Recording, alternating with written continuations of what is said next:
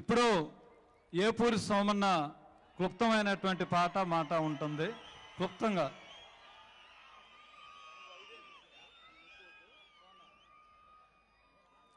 మహాజన పాదయాత్రకు మహాజనంగా కదిలొచ్చినటువంటి మీ అందరికీ నీల్ సలాం లాల్ సలాం. ఈ మహాజన పాదయాత్రకు 5 నెలలుగా కుటుంబాన్ని వదిలేసి 31 జిల్లాలు పాదయాత్రతో నడిచిన వారి పాదాలకి సభాముఖంగా నేను వందనాలు తెలియజేస్తా ఉన్నా.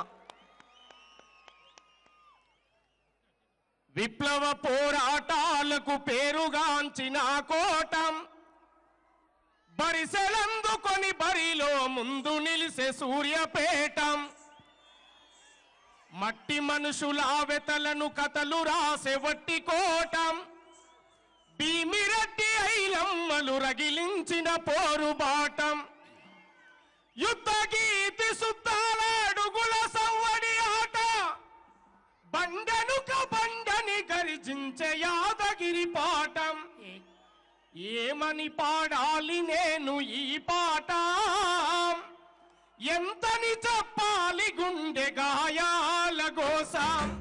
ఏమని పాడాలి నేను ఈ పాట, ఎంతని చెప్పాలి గుండె గాయాల కోసం.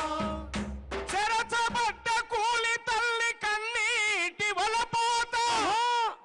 రక్తం వరదై పారిన తెలంగాణ కడుపు కోత. ఏమని పాడాలి నేను ఈ పాట, ఎంతని చెప్పాలి గుండె గాయాల కోసం. ఏమని పాడాలి నేను ఈ పాట, ఎంతని చెప్పాలి గుండె గాయాల కోసం. ఆ గాయాల కోసం మానాలంటే ఈ తెలంగాణ సమాజానికి దాదాపు 30-40 సంవత్సరాల క్రితం నా గూడ అంజన్న రాసినట్టుగా, నా కత్తరన్న నోట ఈ ప్రపంచానికి వినిపించినట్టుగా దొర ఏందిరో వాని పీకుడేందిరో అని చెప్పి హైదరాబాద్ గడ్డమించాల్సిన అవసరం ఉంది.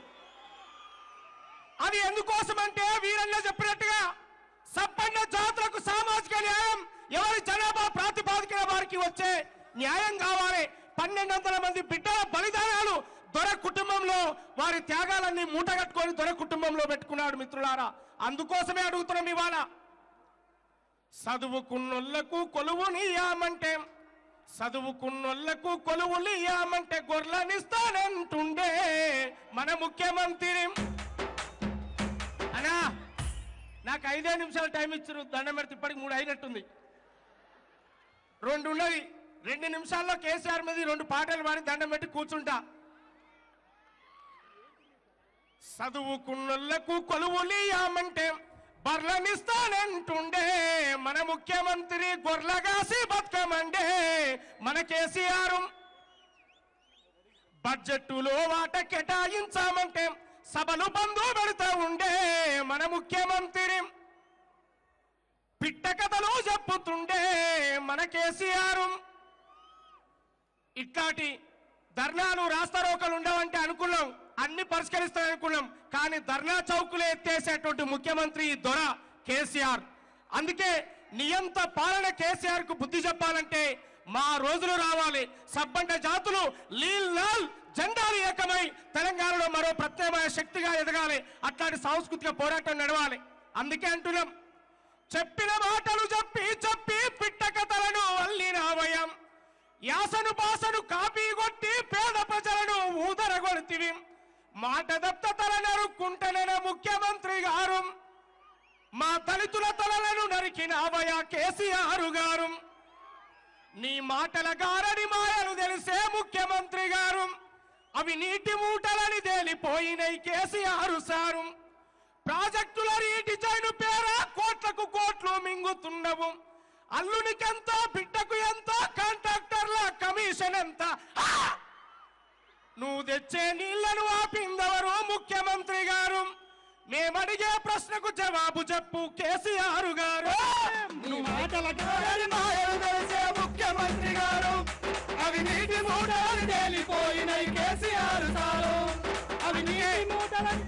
అందుకే మిత్రులారా, ఈ మహాజన పాదయాత్రకు సీడీలో కూడా లాల్ నీల్ జెండా లేఖం కావాలని చెప్పి ఒక పాటను కూడా రాశాను.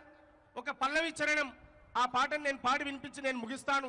ఎందుకంటే చాలా అమూల్యమైన సమయం, చాలా మంది పెద్దలు ఉండరు కనుక నేను ఆ సమయం తీసుకోనని చెప్పి నిర్వాహకులను మరొకసారి క్షమించాల్సిందిగా కోరుతూ, గోసి గొంగాడేసి కాలి గజ్జను గట్టి డప్పు సంకానేసి ఊరు ఊరుకు పోయి పోరు పాటలు పాడితే ఎవని పాలైందిరో తెలంగాణ, ఎవడేలుతున్నాడు రో తెలంగాణ. 96లోన లొల్లి బట్టినొల్లు ఆంధ్ర పాలకుల గల్లబట్టినారు. ఓరుగల్లు సూర్యపేట పోరైలేసే భువనగిరి యుద్ధ బేరయ్యి మోగితే ఎవని పాలయ్యిందిరో తెలంగాణ. మా రోజు వీరన్న పెళ్లిలను తక్క తొర్రూరు వైలన్న ప్రాణాలు ఇచ్చిరి. గద్దరన్న నెత్తురు దారపోసెను ఎవని పాలయ్యిందిరో తెలంగాణ, ఎవడేలుతున్నాడు రో